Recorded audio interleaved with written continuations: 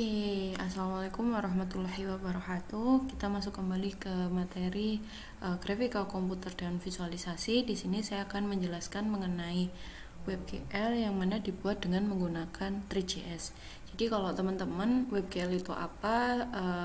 Teman-teman sudah pasti sering melihat games atau tampilan-tampilan di web, baik itu 2 dimensi ataupun 3 dimensi, yang mana kita seperti bioskop gitu, kita bisa diajak berjalan, menelusuri, melihat ke kanan, ke kiri, animasinya juga bergerak, berputar, bergeser, zoom in, zoom out, kita bisa pan dan lain-lain. Kemudian biasanya ini untuk memperkenalkan suatu produk atau untuk games, atau misalnya juga untuk menampilkan posisi real time dari sesuatu yang bergerak kayak kereta dan lain-lain. Itu semua menggunakan teknologi WebGL gitu.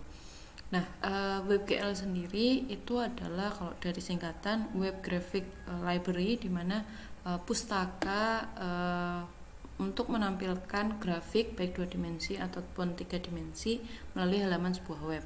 Nah, untuk menampilkan WebGL itu dibangun dengan menggunakan 3JS, atau di sini 3 JavaScript gitu. Kalau JS itu pasti JavaScript. Nah, JavaScript sendiri itu ada sebuah komponen web yang mana untuk mengatur bahasa web, untuk mengatur mengenai interaksi atau action yang dikenakan pada komponen-komponen di dalam web tersebut. Sebagai contoh, kalau misalnya kalian minggu lalu itu kalian mempelajari mengenai HTML, kemudian CSS. Nah, kalau HTML ini kita fokus pada komponen-komponen apa saja yang akan ditampilkan pada suatu halaman web. Itu adalah HTML. Kemudian kalau CSS itu kita fokus pada style apa yang akan kita terapkan pada halaman sebuah web.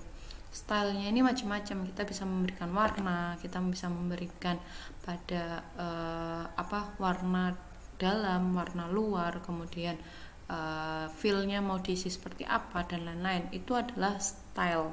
Nah, itu diatur dengan CSS. Sedangkan kalau misalnya halaman web itu bagaimana interaksinya, action apa yang digerakkan di dalam sebuah tampilan halaman web, itu dengan menggunakan JavaScript. Jadi kalau kita melakukan apa, nanti munculnya apa, itu adalah JavaScript.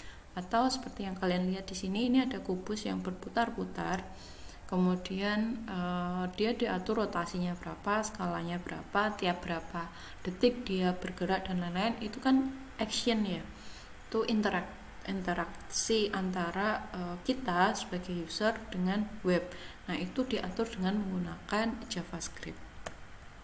Nah, WebGL itu adalah JavaScript API untuk rendering atau untuk membuat atau biasa kita kenal memasak lah istilahnya, membuat grafik baik 2 dimensi ataupun 3 dimensi yang dapat ditampilkan di dalam sebuah halaman web, di mana teknologi dari WebGL ini dibangun dengan JavaScript API ini ditaruh di dalam elemen HTML.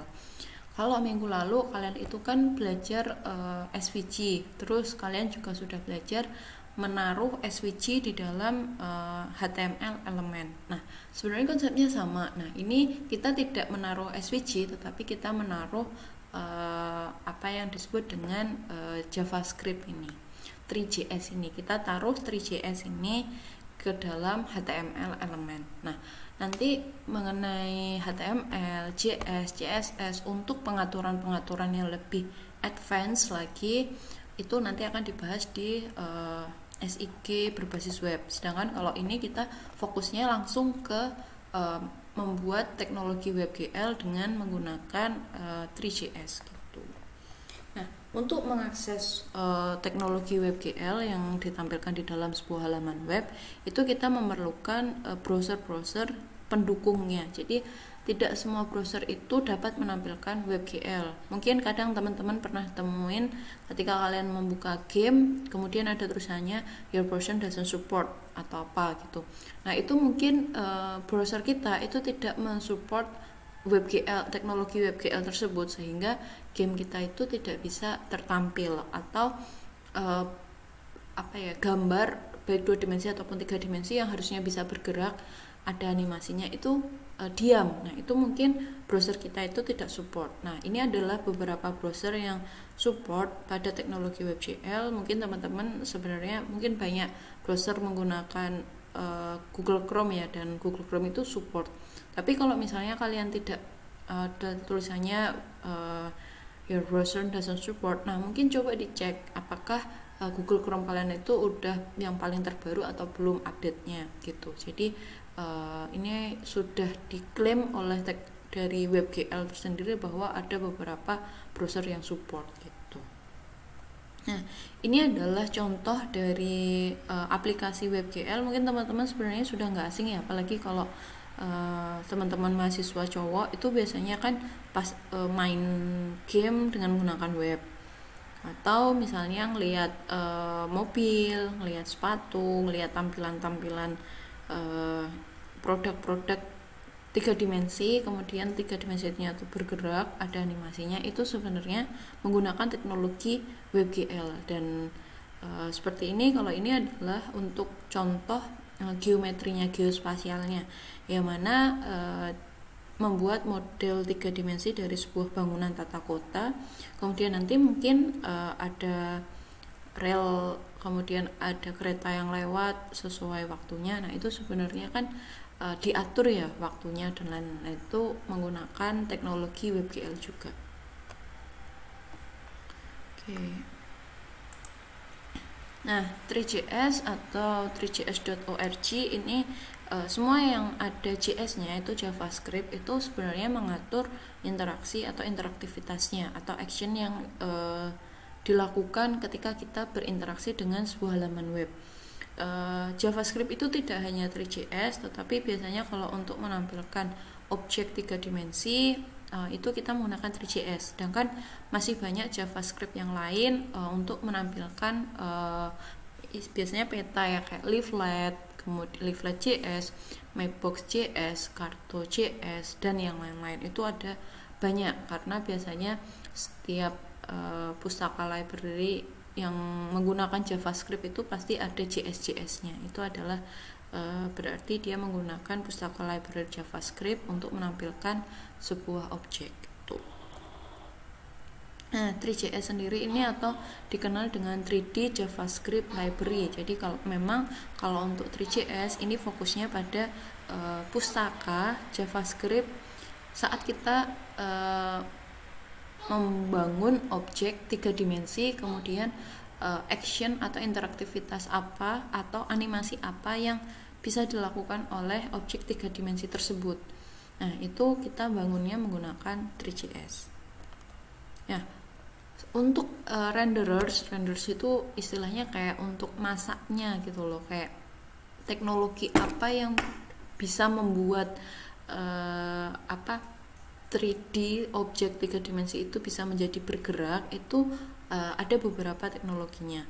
Ada WebGL yang akan kita pelajari kali ini, kemudian ada Canvas, kemudian ada SVG juga yang kemarin sudah sempat kalian pelajari juga, kemudian ada CSS 3D atau DOM, dan juga masih banyak yang lain. Namun kita fokusnya sekarang ke WebGL aja. Nah, dalam teknologi WebGL utamanya kita membuatnya dengan menggunakan 3JS. Nanti kita akan mengatur beberapa komponen seperti scene, kamera, geometri, 3D model loaders, light, materials, shaders, particle, animation, math utilities, dan lain-lain. Nah, ini adalah komponen-komponen yang membentuk objek 3 dimensi sehingga objek 3 dimensinya itu bisa bergerak. Kemudian bisa ada berputar, ada animasinya. Itu sebenarnya tersusun dari beberapa komponen. Nah, masing-masing komponen ini nanti akan kita pelajari satu persatu, akan kita praktekkan satu persatu.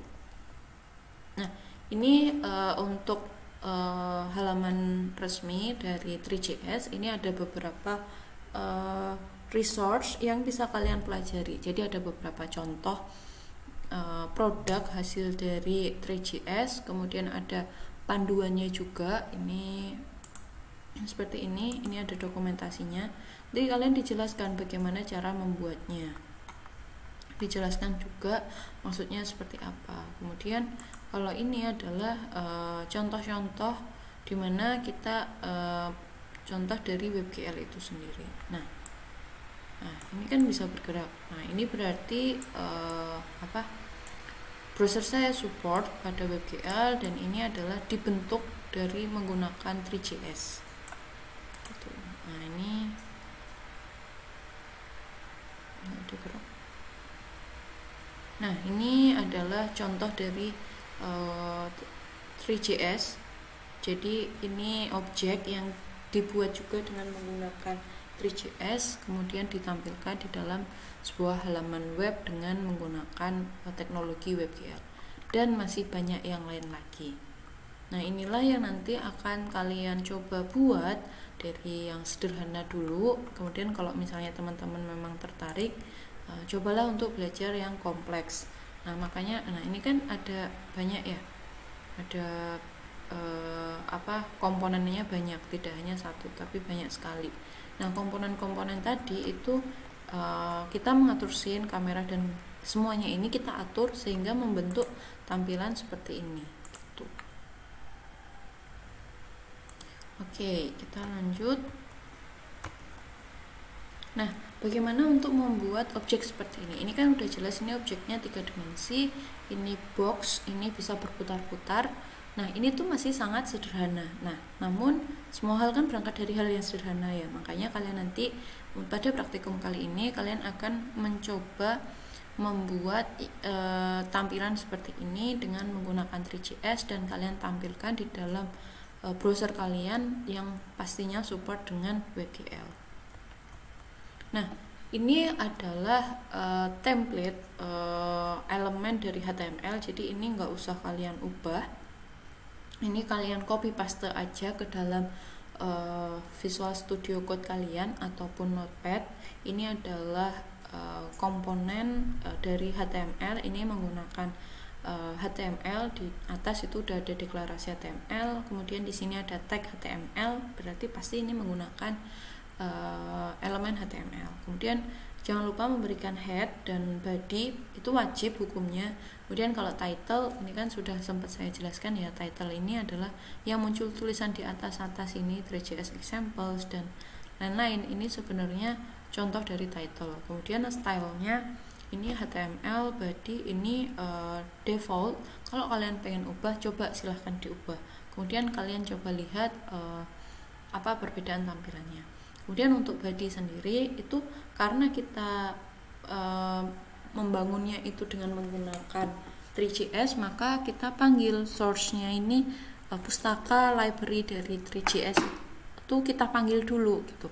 Kalau kemarin kan kalian memanggil SVG karena kita akan membangun atau membuat sebuah tampilan objek 2 dimensi dengan bahasa SVG, maka dipanggil dulu. Aku mau buat SVG loh, istilahnya kenalan dulu deh, bilang ke HTML-nya. Aku mau buat SVG loh gitu. Oke, aku panggil dulu ya library tentang SVG gitu. Terus kalian baru ngetik nih dengan menggunakan bahasa SVG. Nah, HTML itu bisa menampilkan objek yang kalian buat dengan 2 dimensi karena di awal kalian udah bilang ke HTML, aku mau buat SVG gitu. Jadi kalian harus bilang dulu. Nah, sama dengan ini. Kalian kan mau buat 3JS di dalam elemen HTML. Jadi kalian harus bilang ke HTML dulu. Hai HTML, aku mau buat JavaScript. Aku mau buat tampilan objek 2 dimensi ataupun 3 dimensi dengan menggunakan JavaScript yaitu 3JS. Kalian udah bilang dulu ke HTML. Nah, HTML jadinya tahu, oh ini dia mau buat tampilan dengan menggunakan 3JS. Jadi saya harus manggil dulu nih pustakanya gitu kan, bahasa dari HTML, bahasa dari SVG, bahasa dari JavaScript, bahasa dari CSS itu kan lain-lain ya. Mereka punya bahasa ibunya masing-masing. Nah, makanya kita harus panggil nih bahasa ibunya. Kita kasih tahu ke HTML, ini loh bahasa ibuku. Jadi kalau aku mau nulis ini, maksudnya ini ya, gitu. Jadi kalian bilang dulu ke HTML kalau kalian mau buat dengan menggunakan 3JS, kalian kasih tahu ke HTML, ini loh bahasa-bahasa yang akan aku gunakan. Nah, bahasa-bahasa yang kalian akan gunakan itu kalian harus tulis di dalam body, di dalam script kayak gini, dipanggil dulu script src js trimeng.js. Itu maksudnya kalian memberitahukan ke HTML kalau kalian menggunakan JavaScript 3JS, kemudian kalian kasih pustaka atau bahasa JS 3JS ini ke HTML supaya HTML mengerti apa yang akan kalian tulis di dalam script di bawahnya gitu. Nah, ini kenapa JS/trimeng.js? Ini artinya adalah kalian itu sudah download pustaka library dari 3JS, kemudian sudah kalian taruh di dalam folder komputer kalian, yang mana foldernya itu adalah folder JS. Nah, isi dari folder JS itu adalah trimeng.js itu. Nah, contoh kita lihat ya, trimeng.js itu isinya apa.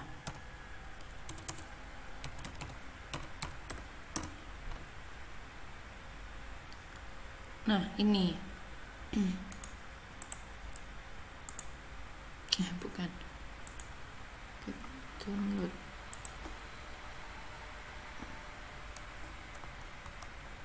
Nah, ini ya, nanti kalian bisa lihat di sini ya teman-teman.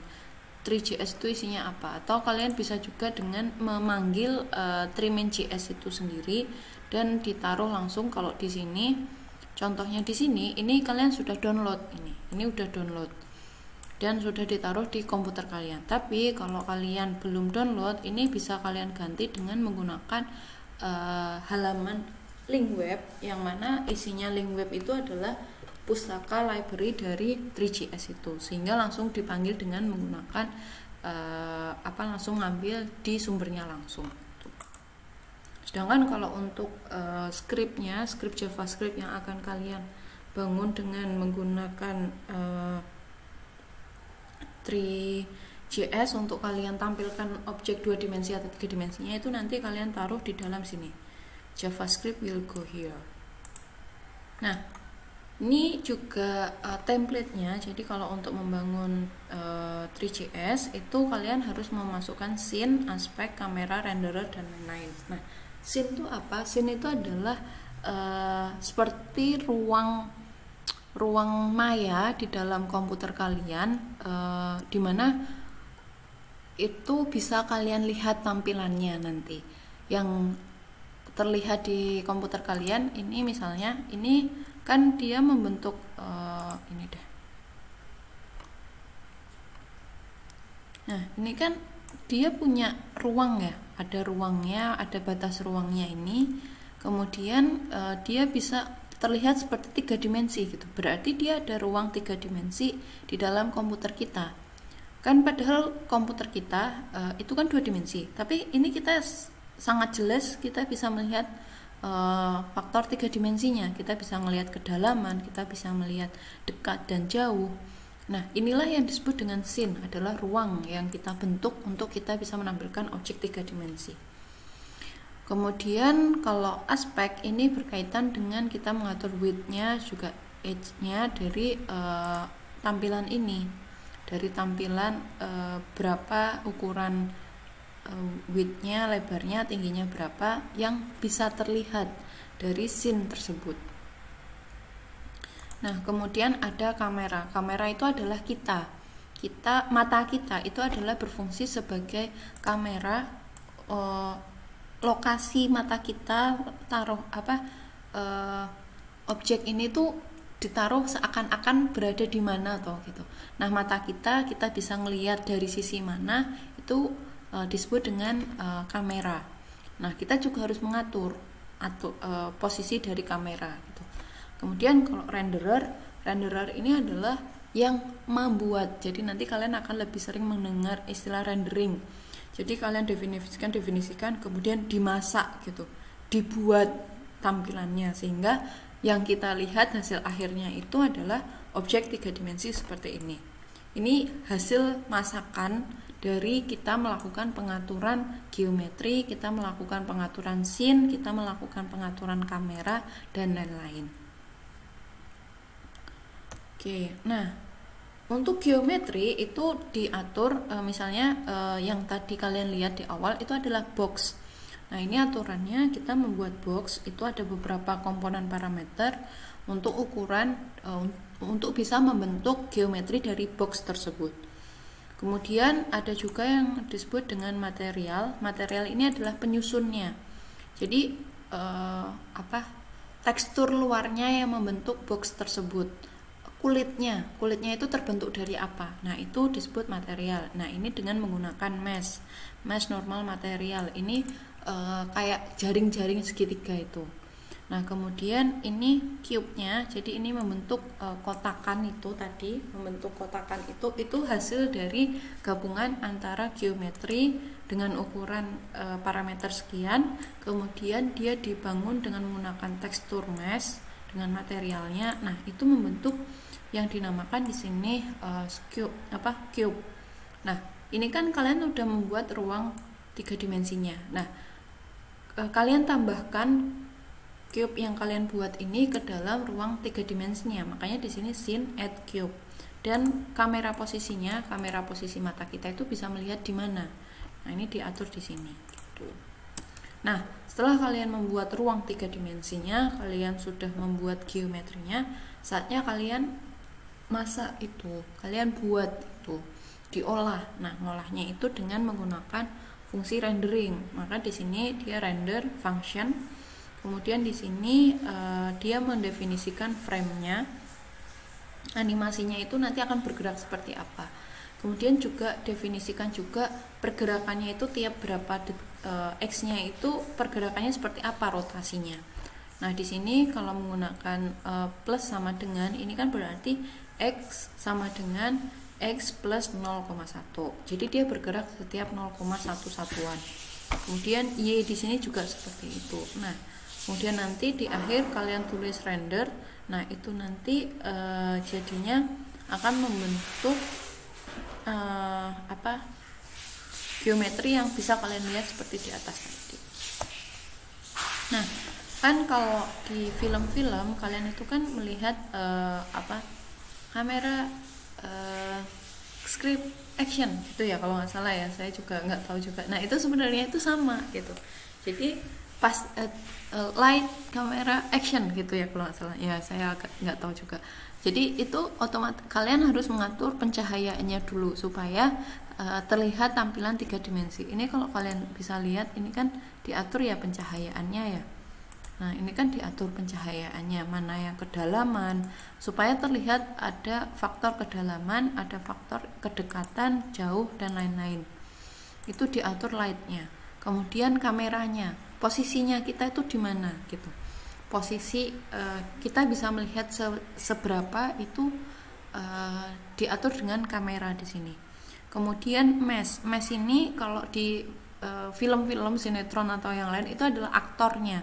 Sedangkan kalau di dalam WebGL 3JS ini adalah objeknya ini adalah kan terbentuk dengan objek geometrinya ini kan terbentuk dari mesh. Nah mesh ini tersusun dari geometri yang membentuk geometrinya itu apa, box, sphere, atau silinder, dan lain-lain. Itu terdiri dari vertex dan face. Kemudian juga tersusun dari material yang membentuk teksturnya itu mau diberi tekstur seperti apa gitu. Nah itu nanti akan membentuk mesh atau membentuk aktornya itu. Nah itu dibuat di dalam ruang 3 dimensi yang dinamakan scene di komputer kita, ruang maya 3 dimensi itu. Nah nanti akan diproses atau di renderer sehingga tampil hasil akhir seperti ini gitu. Nah ini ternyata kayak objek 3 dimensi ini kan gabungan dari beberapa objek 3 dimensi ya. Ini nggak mungkin langsung satu gitu. Kemudian ini misalnya Nah ini kan gabungan dari beberapa objek 3 dimensi nih. Dia nggak cuma satu tapi gabungan dari beberapa objek 3 dimensi. Nah makanya di sini ada yang disebut dengan var group. Jadi beberapa objek 3 dimensi yang dikombinasikan jadi satu grup, kemudian bisa ditampilkan seperti yang kalian lihat contohnya seperti ini. Nah ini adalah contoh dari var group membuat 3 dimensi dari objek yang kan tadi kalian juga membuat cube ya, cube, box geometry, cube yang cuma satu di awal. Nah ini adalah beberapa kubus 3 dimensi yang dibuat seperti ini, rotasinya dan lain-lain, sehingga membuat tampilan bisa cantik seperti ini.